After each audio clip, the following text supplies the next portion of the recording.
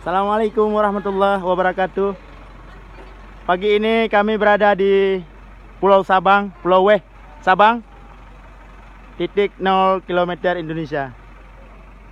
Dalam rangka menghadiri acara bimbingan teknik Partai Aceh tahun 2019-2024. Berikut ini peserta dan panitia. Akbar Wabdar dari PD Mencihu. PD ya? PD Mencihu. Arak mesin. Ini adalah cucu dari pahlawan kita, cucu Tengku Ilyas Lebe, pejuang DITI, pejuang AM, pejuang Aceh dan pejuang Islam. Menteri Pertahanan AM pun. Bendahara. Ya, inilah peserta kita. Siap sarapan pagi. Bentar. Alih kamera.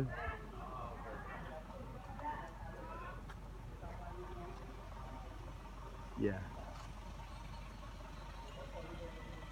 Di Hotel Sabang Hill. Kita lihat pemandangan indah, panorama alam Kota Sabang di ujung barat Pulau Sumatera. Teman-teman YouTuber, terima kasih Anda telah membantu saya untuk subscribe dan like, sertakan komen Anda. Dalam video kali ini saya ingin menampilkan pemandangan-pemandangan yang indah untuk teman-temanku semuanya. Inilah Aceh. Aceh, ujung barat Pulau Sumatera. Sabang. Luangkan waktu Anda untuk mengunjungi Pulau Sabang.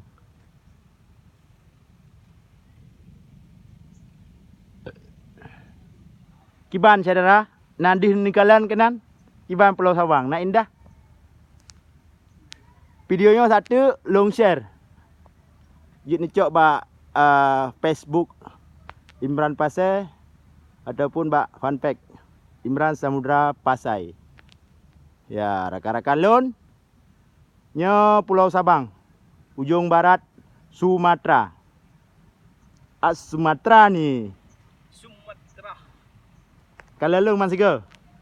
Lu hana pakai kacamata apa? Langsung aja. Oh, mantap mendang video kedua mendang dah pelemah. Buka video Facebook, YouTube. Kata Sumatera dasarnya dari Dari pu kata-kata Sumatera. Cina jelaskan. Kata Sumatera asalnya dari Sumatera. Sumatera. Bahasa punya, bahasa Arab. Bahasa Arab ah. Sumatera. Ha. Bandar Sumatera. Ini salah satu panitia pelaksana. Subscribe sih. Mohon subscribe punan.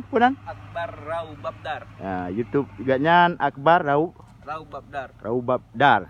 Ngebantu subscribe. Bin Ahmad bin Al-Malik. Ini ahli sejarah, pemerhati sejarah. Masyaallah. Pemerhati sejarah, pecinta sejarah, cinta Nanggro Aceh, cinta agama dente.